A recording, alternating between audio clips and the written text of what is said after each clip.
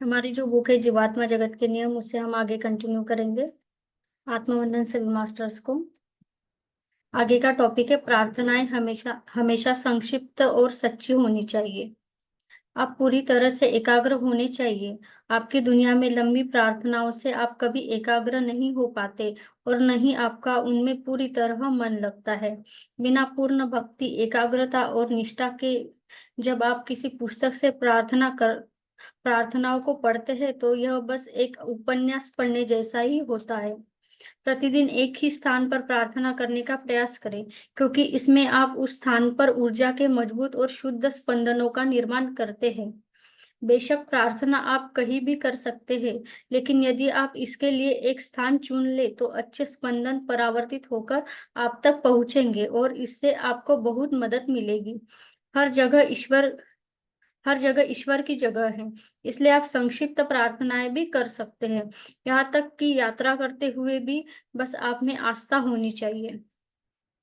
यहाँ तक कि यदि आप सड़क से एक पत्थर उठाते हो तो उसे धोते हैं और मेज पर रखकर सच्चे मन से उसकी पूजा करते हैं, तो आपकी प्रार्थनाओं से अच्छे स्पंदनों का निर्माण होता है और ये स्पंदन पत्थर द्वारा अवशोषित कर लिए जाते हैं। आपकी सच्ची दैनिक प्रार्थनाओं से उस पत्थर और स्थान के आसपास अच्छे स्पंदनों का निर्माण होता है और आपकी ओर परावर्तित होकर ये स्पंदन आपको मानसिक शांति, बुद्धिमत्ता और आत्मा की शुद्धता भी प्रदान करते हैं। बस ईश्वर में पूर्ण आस्था रखिए और संपूर्ण रूप से एक सच्चा और नेक जीवन व्यतीत करें और आपकी प्रार्थनाएं चमत्कार कर देंगी।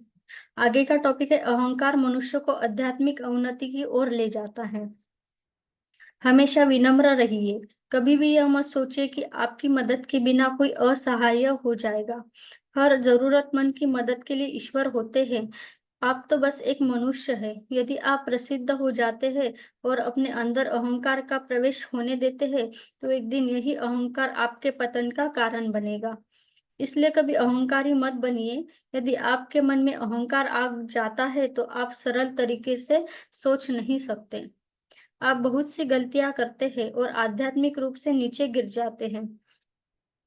यदि आपका सर हवा में है, तो इसमें बस हवा भी भरी होनी चाहिए और कुछ नहीं।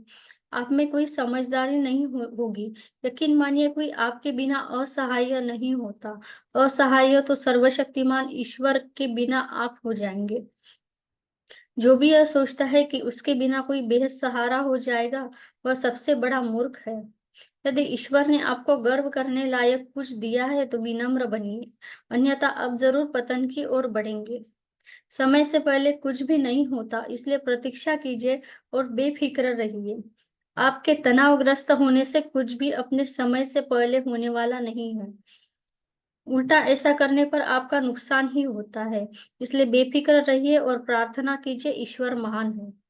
पृथ्वी पर आपको बुरी और दुष्ट आत्माओं के साथ रहते हुए अपनी आत्मा को शुद्ध, सबल और सात्विक बनाए रखना पड़ता है। यह बहुत ही मुश्किल काम है, लेकिन ईश्वर भली आत्माओं के साथ ही रहते हैं और यदि उन्हें उनकी रक्षा की आवश्यकता होती है, तो वो उनकी देखभाल करते हैं। दूसरों की परवाह कीजिए और उनके प्रति मन में प्रेम रखिए। पृथ्वी पर कष्ट झेलने के बाद भी हमेशा अच्छे बने रहिए की सच्ची इच्छा मन में रखिए। आगे का टॉपिक है आप अपने पापों का हिसाब चुकाने से बच नहीं सकते।